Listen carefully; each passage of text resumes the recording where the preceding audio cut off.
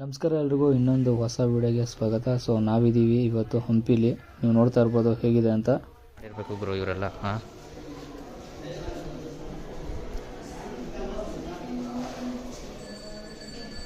ಏನು ಆದರೂ ಒಂದು ದಿನ ಸಾಕಾಗಲ್ಲ ಇದನ್ನು ನೋಡಲಿಕ್ಕೆ ಅಲ್ಲ, ಇದನ್ನು ನೋಡೋಕ್ಕೆಲ್ಲ ಸಖತ್ತಾಗಿ ಕೂತಿದ್ದೀರಣ್ಣ. ಕಲೋ ಕೈಕಯೇಕ ಆಳ್ವದೈವ ಬಾಂಧವಂ ಖಂಡ ಖಂಡ. ಇವಾಗ ಒಳ್ಳೆ ಇದು ನೀಟಾಗಿ ಕ್ಲೀನಾಗಿ ಹೋಗಿ ಬರುತ್ತೆ ಇದರಲ್ಲಿ ನೋಡು, ನೀಟಾಗಿ. ಆದರೂ ಎಲ್ಲಿ ನೋಡಿದ್ರು ಗೋಪುರಗಳು, ಕೆತ್ತನೆಗಳು ಬರ್ದಿರೋದೆಲ್ಲ ಬಡಿರೋದು ಎಷ್ಟು ಜನ ಹೆಂಗೆ ಮಾಡಿರ್ಬೋದು ಅಂತ ನಾನು ಅಲ್ವಾ. ಕಟ್ಟಕ್ಕೆ ಎಷ್ಟು ವರ್ಷ? ಅದೇ ಹೇಳ್ತಾರೆ, ಕಟ್ಟಕ್ಕೆ ಎಷ್ಟು ಜನ ಎಷ್ಟು ವರ್ಷ. ಎಲ್ಲಾದರೂ ನೋಡು ಇಲ್ಲೆಲ್ಲ ಬರ್ದಿರೋದೇ ಇರುತ್ತೆ, ಇಲ್ಲ ಏನಾದರೂ ಇರುತ್ತೆ. ಇತಿಹಾಸ ತುಂಬ ದೊಡ್ಡದು. ಮೇಲೇನೂ ಅಷ್ಟೇ, ಮೇಲೇನೂ ಬಂದವ್ರೆ ಅವನ ಅಜ್ಜಿ ಮೇಲೆ ಕಟ್ಬಿಟ್ಟು ಅದು ಹೆಂಗೆ ಬರೋದು ಇಲ್ಲ ಬರ್ದ್ಬಿಟ್ಟು ಕಟ್ಬಿಟ್ಟು. ಇತಿಹಾಸ ಇರೋದಕ್ಕೆ ಎಷ್ಟೊಂದು ಟೂರಿಸಮ್ಸ್ ಪ್ರವಾಸಿಗಳು ನೋಡೋದು ಒಂದಿನ ಸಾಕು. ಆ ಕಡೆ ಹೋಗಿದ್ದೀವಿ.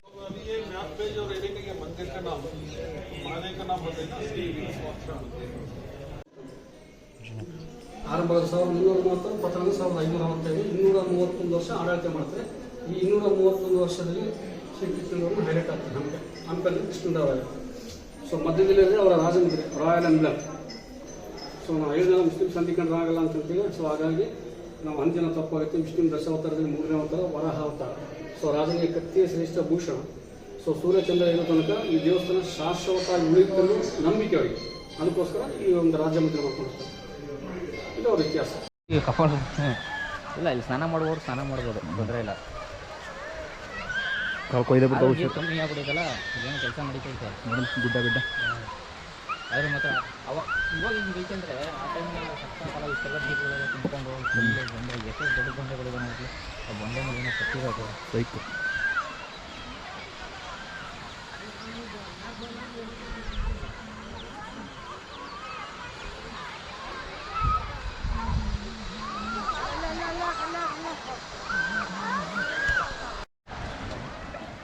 ಸುತ್ತ ಕೋಟೆ ಐತಲ್ಲ, ಸುತ್ತ ಒಂಥರ ಫುಲ್ಲು ಕಾವಲು ಥರ ಕಲ್ಲು ಕಲ್ಲು ಕಲ್ಲು ಸಾಮ್ರಾಜ್ಯ ಕಟ್ಕೊಂಡಿರೋದು.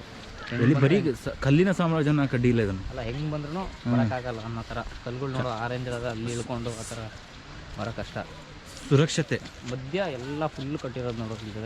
ಅವರು ಯಾವ ಥರ ಸಾಮ್ರಾಜ್ಯನ ಕಟ್ಟಿದ್ದಾರೆ ಅದ್ರ ಸುರಕ್ಷತೆನೇ ಅಷ್ಟು ನೀಟಾಗಿ ಮಾಡಿರ್ತಾರೆ. ಸೆಕ್ಯೂರಿಟಿ ಮಾತ್ರ ಆಗಲ್ಲ ಬಿಡು. ಇನ್ನೊಂದು ಇದರಲ್ಲಿ ನಾವು ಗಮನಿಸ್ಬೇಕಾಗಿರೋದು ಏನಂದ್ರೆ ಕತೆ, ಅಲ್ಲಿ ನಿಂತ್ರೆ ಎಲ್ಲ ಕಾಣಿಸುತ್ತೆ, ಅಪ್ ಟು ಅಲ್ಲಿವರೆಗೂ ಕಾಣಿಸುತ್ತೆ. ದೇವಸ್ಥಾನ ಯಾರು ಬರ್ತಿದ್ದಾರೆ, ಏನು ಮಾಡ್ತಿದ್ದಾರೆ ಎಲ್ಲ ಸರೌಂಡಿಂಗ್ ಅಲ್ಲಿ ನೀಟಾಗಿ ಕಾಣುತ್ತೆ. ಆರಂಭದ 1330 ಪತನದ 1545 231 ವರ್ಷ ಆಡಳಿತ ಮಾಡ್ತಾರೆ. ಈ 231 ವರ್ಷದಲ್ಲಿ ಶ್ರೀಕೃಷ್ಣನವರು ಹೈಲೈಟ್ ಆಗ್ತಾರೆ ಹಂಪಲ್ಲಿ ಕೃಷ್ಣದೇವರಾಯ. ಸೊ ಮಧ್ಯದಲ್ಲಿ ಅವರ ರಾಜಮುದ್ರೆ ರಾಯಲ್ ಎಂಬ್ಲಮ್. ಸೊ ನಾವು 5 ಜನ ಮುಸ್ಲಿಂ ಸಂಧಿಕರಣರಾಗಲ್ಲ ಅಂತಂತೀವಿ. ಸೊ ಹಾಗಾಗಿ ನಾವು 10 ಜನ ತಪ್ಪಾಗುತ್ತೆ. ವಿಷ್ಣು ದಶಾವತಾರದಲ್ಲಿ 3ನೇ ಅವತಾರ ವರಾಹ ಅವತಾರ. ಸೊ ರಾಜನಿಗೆ ಕತ್ತಿಯ ಶ್ರೇಷ್ಠ ಭೂಷಣ. ಸೊ ಸೂರ್ಯಚಂದ್ರ ಇರೋ ತನಕ ಈ ದೇವಸ್ಥಾನ ಶಾಶ್ವತವಾಗಿ ಉಳಿಯುತ್ತಲು ನಂಬಿಕೆ ಅವರಿಗೆ. ಅದಕ್ಕೋಸ್ಕರ ಈ ಒಂದು ರಾಜ್ಯ ಮುದ್ರೆ ಮಾಡ್ಕೊಂಡಿರ್ತಾರೆ. ಇದು ಅವ್ರ ಇತಿಹಾಸ. 2 ಸೆಕೆಂಡ್ ಗ್ಯಾಪ್ ಓಪನ್ ಅಲ್ಲ, ಜಿಪ್ ಓಪನ್ ಮಾಡೋದು ಹೇಳೋದು. ಆದರೂ ನಮ್ಮ ದೇಶಕ್ಕಿಂತ ನಮ್ಮ ಬೇರೆ ದೇಶದವರೇ ತುಂಬ. ಇದು ನಮ್ಮ ನಾಡು, ಇದು ನಮ್ಮ ಸಂಸ್ಕೃತಿ, ಇದು ನಮ್ಮ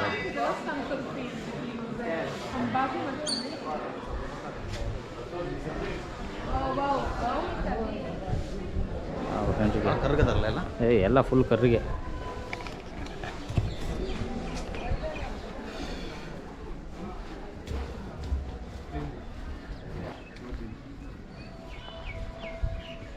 ಆದರೂ ಒಂದು ದಿನ ಸಾಕಾಗಲ್ಲ ಇನ್ನು ಕ್ಲೀನಾಗಿ. ಇವಾಗ ಅಕಸ್ಮಾತ್ ನಾವೇನಾದರೂ ಗೈಡ್ ಏನಾದ್ರು ತೊಗೊಂಡು ಎಲ್ಲ ನೋಡ್ತಾ ಇದ್ದೀವಿ ಅಂದರೆ ಅಷ್ಟೇ, ಅದು ಓಕೆ. ಮೇಜರ್ ತೋರಿಸ್ತಾರೆ. ಎಷ್ಟು ಕ್ಲೀನಾಗಿ ಎಷ್ಟು ವಿಶಾಲವಾಗಿ ಐತೆ ನೋಡಿ ಜಾಗ. ಇನ್ನು ಆ ಕಡೆ ಕಲ್ಲಿನ ಕೋಟೆ ಆ ಕಡೆ ಎಲ್ಲ ಹೋಗಿ ಇಲ್ಲಿಂದ ನೀವು ನಿಂತ್ಕೊಂಡು ನೋಡ್ತಾ ಇರ್ಬೋದು ಯಾವ ರೇಂಜಿಗೆ ಕಾಣಿಸ್ತದೆ ಅಂತ. ಆದರೆ ಒಂದು ದಿನದಲ್ಲಂತೂ ನೋಡೋಕ್ಕೆ ಸಾಧ್ಯನೇ ಇಲ್ಲ. ಒಂದು ಶಾಲಾ ಮಕ್ಕಳಿಗೆ ಕರ್ಸೋದ್ರಿಂದ ಒಂದು ಉಪಯೋಗನೂ ಇದೆ. ಒಂದು ನಾವು ಪಾಠ ಮಾಡಿ ತಿಳಿಸೋದಕ್ಕಿಂತನೂ ಪ್ರತ್ಯಕ್ಷವಾಗಿ ತೋರಿಸಿ ಹೇಳೋದಕ್ಕಿಂತನೂ ತುಂಬ ವ್ಯತ್ಯಾಸ ಇದೆ. ಈಗ ನೋಡ್ಕೊಂಡು ಹೋಗ್ಬಿಟ್ಟು ಪಾತ್ರದಲ್ಲಿ ಹೋದ್ರೆ ನೀಟಾಗಿ ಅರ್ಥ ಆಗುತ್ತೆ. ಅದು ಇನ್ನೊಂದು ಏನಂತಂದರೆ ನಮ್ಮ ನಾಡಿನ ಬಗ್ಗೆ ನಾವು ತಿಳ್ಕೊಂಬಿಟ್ಟು ಭೇಟಿ ಕೊಡೋದು ಒಳ್ಳೆಯದು. ಯಾಕಂತಂದರೆ ನಮ್ಮ ನಾಡಿನ ಬಗ್ಗೆ ನಾವು ಕನಿಷ್ಠ ಪಕ್ಷ ಆದರೂ ತಿಳ್ಕೊಂಡಿರಬೇಕು. ಬರೀ ಪುಸ್ತಕದಲ್ಲಿ ಓದಿ ತಿಳ್ಕೊಂಬಿಟ್ರೆ ಆಗಲ್ಲ. ಪ್ರವಾಸಿ ತಾಣಗಳಿಗೆ ಭೇಟಿ ಕೊಟ್ಟು ಅದ್ರ ಬಗ್ಗೆ ವಿಸ್ತರಣೆ ಮಾಡಿಬಿಟ್ಟು ಆಳ್ವಿಕೆ ಯಾರ್ಯಾರಿತ್ತು ಅಂತ ತಿಳಿಸ್ಕೊಟ್ರೆ ಇನ್ನೂ ಮಕ್ಕಳಿಗೆ ಚೆನ್ನಾಗಿ ಅರ್ಥ ಆಗುತ್ತೆ. ಇನ್ನೂ ಕ್ಲೀನಾಗಿ ಇದು ಇಲ್ಲ, ಫುಲ್ ನೀಟಾಗಿ ಇನ್ನೂ ಮಾಡ್ತಾ ಇದ್ದಾರೆ ಜಾಗಗಳನ್ನ. ಇವಾಗ ಅಪ್ಗ್ರೇಡಿಂಗ್ ಅಂತ ಹೇಳ್ಬಿಟ್ಟು ಎಲ್ಲೋ ಒಂದು ಕಡೆ ನಮ್ಮ ಹಳೆ ಪುರಾತನ ಇದು ಕಡಿಮೆ ಆಗ್ತಾ ಹೋಗ್ತೈತೆ. ಅದೇ ಎಲ್ಲ ಕಿತ್ತಿ ಹಾಕಿ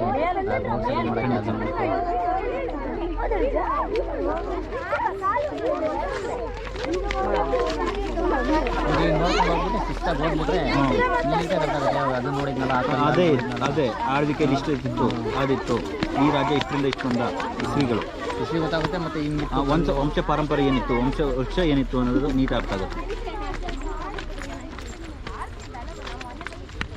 ಈ ನವಂಬರು ಡಿಸೆಂಬರು ಖಂಡಿತವಾಗಿ ಇದು ಪ್ರವಾಸಿ ತಾಣಗಳು ಕೊಡುವಂತಾನೆ ಒಂದು ಕಾಲ. ಅಂದರೆ ಒಂದು ಚೆನ್ನಾಗಿರುತ್ತಾ ವೆದರು. ಡಿಸೆಂಬರ್ ಇವಾಗ ಆಲ್ಮೋಸ್ಟ್ ಪ್ರವಾಸಿ ತಾಣಗಳು ಹೋಗೋದೇ ಡಿಸೆಂಬರು, ಜನವರಿ, ನವಂಬರಲ್ಲಿ.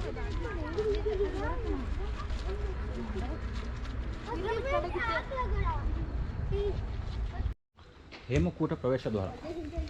ಹೇಮಕೂಟ ಇಲ್ಲೊಂಥರ ಅಲ್ಲ, ಒಂಥರ ಏನದು, ಇಲ್ಲೊಂದು ಸಾಮ್ರಾಜ್ಯ ಸ್ಟಾರ್ಟ್ ಆದಂಗೆ ಆಯಿತು ಅನ್ನೋ ಥರ ಫೀಲ್. ಇಲ್ಲೋಡು ಕೋಟೆಗಳು, ಮನೆ. ಖಂಡಿತ ನಿನ್ನ ಕವರ್ ಏನು ಸಾಕಾಗಿದೆ ನೋಡಿ. ಇಲ್ಲಿ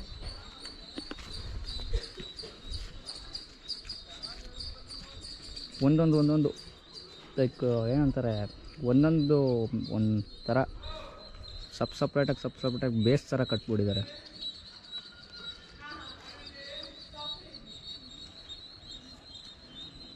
ಮಾತ್ರ ನಾನು ಏನೋ ಅಂದ್ಕೊಂಡಿದ್ದೆ ಹಂಪಿನ, ನಾನು ನೋಡಿರಲಿಲ್ಲ. ಸ್ಕೂಲ್ ಟೈಮಲ್ಲಿ ಬಂದಿತ್ತು, ಬಟ್ ನಾನು ಅಂದ್ಕೊಂಡಿದ್ದಕ್ಕಿಂತ ಬೇರೆ ಲೆವೆಲಲ್ಲಿ ಐತೆ ಅಂತ ಹೇಳ್ಬೋದು. ನಾವು ನೋಡಿದಾಗ ಬರೀ ಒಂದು ದೇವಸ್ಥಾನ ಕರ್ಕೊಂಡೋಗ್ಬಿಟ್ಟು, ಸ್ಕೂಲ್ ಅಲ್ವಾ, ಮಕ್ಕಳು ಅಷ್ಟೊಂದು ಜನ ಕರ್ಕೊಂಬಂದಿರ್ತಾರೆ, ಟೀಚರ್ಸು ಕರ್ಕೊಬಂದಿರ್ತಾರೆ. ಏನೋ ಒಂದು ದೇವಸ್ಥಾನ ತೋರಿಸ್ಬಿಟ್ಟು ಕೈ ಹಿಡ್ಬಿಟ್ಟು ವಾಪಸ್ ಕರ್ಕೊಂಡೋಗಿ ಬಸ್ಸಲ್ಲಿ ಕೂರಿಸಿದ್ದು ಒಂದು ನೆನಪು ಅಷ್ಟೇ. ಅದು ಬಿಟ್ಟರೆ ನನಗೆ ಈ ಥರ ಎಲ್ಲ ಇದೆ, ಇಷ್ಟೆಲ್ಲ ವಿಸ್ತಾರವಾಗಿದೆ ಅಂತ ಸೀರಿಯಸ್ಲಿ ಗೊತ್ತಿರಲಿಲ್ಲ. ಒಂದು ಅಬ್ಸರ್ವ್ ಮಾಡೋದೇನೆಂದರೆ, ಇದರಲ್ಲಿ ನಮ್ಮ ಕರ್ನಾಟಕಗಿಂತ ಜಾಸ್ತಿ ಬೇರೆ ಸ್ಟೇಟ್ ಅವರು, ಅದಕ್ಕಿಂತ ಜಾಸ್ತಿ ಬೇರೆ ಕಂಟ್ರಿಯವರೇ ಇಲ್ಲಿ ನೋಡೋಕ್ಕೆ ಬಂದಿರೋದು. ಫಾರಿನರ್ಸೇ ಆಲ್ಮೋಸ್ಟ್ ಎಲ್ಲ ಬೇರೆ ಕಂಟ್ರಿಯವರೇ ಇಲ್ಲಿ ನೀವು ನೋಡ್ತಿರ್ಬೋದು. ಇಲ್ಲಾಗಿರ್ಬೋದು ಸುಮಾರು ಈಗ ಒಂದು 100 ಜನ ಬಂದಿದ್ದರೆ ಅದರಲ್ಲಿ ಒಂದು 40ರಿಂದ 45 ಜನ ಫಾರಿನರ್ಸರೇ ಇದ್ದಾರೆ ಇದರಲ್ಲಿ ಹಂಪಿಲಿ. ಅವರು ಯಾವ ಲೆವೆಲಿಗೆ ಬೇರೆ ದೇಶದಿಂದ ಈ ರಾಜ್ಯದಲ್ಲಿ ಈ ಜಿಲ್ಲೆ ನೋಡಿಕೊಂಡು ಇಲ್ಲಿ ನೋಡಬೇಕಂತ ಬಂದಿರೋದು. ಅವ್ರು ಬಂದಿದ್ದಂಥ ಲೆಕ್ಕ ಹಾಕಿ ಯಾವ ರೇಂಜಿಗಿದೆ ಅಂತ, ಎಷ್ಟು ಐತಿಹಾಸಿಕವಾಗಿ ಇದೆ ಅಂತ ನೀವು ಯೋಚನೆ ಮಾಡ್ತಾ ಇರ್ಬೋದು. ಆದರೂ ಬೇರೆ ಲೆವೆಲಲ್ಲಿ ಮಾತ್ರ.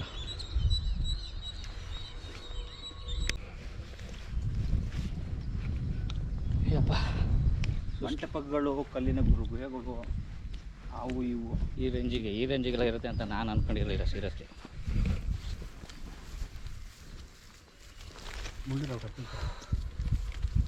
ಹೆಂಗೆ ಹೋಗಿ ಹೆಂಗೆ ಬಂದು ಒಂದೊಂದು ಕಲ್ಲು ಎತ್ತಕ್ಕಾಗಲ್ಲ ನಮಗೆ. ಈ ಕಲ್ಲುಗಳನ್ನೆಲ್ಲ ಹೆಂಗೆ ಕೂರಿಸಿರ್ತಾರೆ, ಅಳ್ಳಾಡ್ಸೋಕ್ಕಲ್ಲ, ಅಳ್ಳಾಡ್ಸೋಕ್ಕೂ ಆಗಲ್ಲ ಬಿಡು ಅದನ್ನ. ಈ ರೇಂಜಲ್ಲಿ ಕಲ್ಲುಗಳಲ್ಲೇ ಕೂರಿಸಿರೋದು. ಅದು ಸಿಮೆಂಟು ಇಲ್ಲ, ಏನೂ ಇಲ್ಲ ಆ ಟೈಮಲ್ಲಿ. Interlock system. ಈಗ ನೀವು ನೋಡ್ತಾ ಇರ್ಬೋದು. ಅದು ನೋಡು, ಈ ಕಲ್ಲು ನೋಡಿ ಹೆಂಗೆ ಈಗ ಒಂದು ಸಿಮೆಂಟ್ ಇದೆ, ಏನಿದೆ ಇಲ್ಲಿ ಅಲ್ಲ, ಒಂದು ಪಿಲ್ಲರ್ ಕೂರ್ಸೋಕೆ ಇನ್ನೂ 3 ಪಿಲ್ಲರ್ ಹೆಂಗೆ ನಿಲ್ಸಿರ್ತಾರೆ ಅಂತ. ಖಂಡಿತ ಆಗಿನ ಜನರು ಯಾವ ಲೆವೆಲಿಗೆ ಶಕ್ತಿ ಬಲಿಷ್ಠವಾಗಿದ್ರು ಅಂತ. ಆಗಿನ ಕಾಲಕ್ಕೆ ಯಂತ್ರಗಳಿಲ್ಲ, ಮಷಿನಗಳಿಲ್ಲ, ಕ್ರೇನ್ ಇಲ್ಲ, ಮಣ್ಣಿಲ್ಲ, ಮಷಿನ್ ಇಲ್ಲ. ಜೋಡಿ ಮಂಟಪ.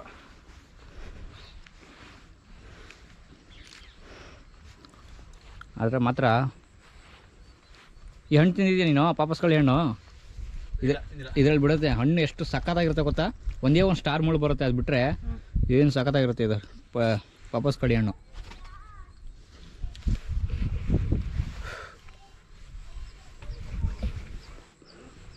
ಕುರುಹುಗಳು, ಕೆತ್ತನೆಗಳು, ಸನಾತನಕ್ಕೆ ಸನಾತನನ್ನೇ ಸಾಟಿ. ಕರೆಕ್ಟ್. ಯಾರ ಗ್ಯಾಪಿಂದ ಹಿಂಗೆ ಬರಕತ್ತಾನೆ ಕಿಂಡಿ ಹಾಂ ಆಗೋರು ಹೋಗೋಣ ಹೊರಗೆ ಹೋಗಿರ್ತೀನಿ ಒಳಗಿಂದ ಬಾ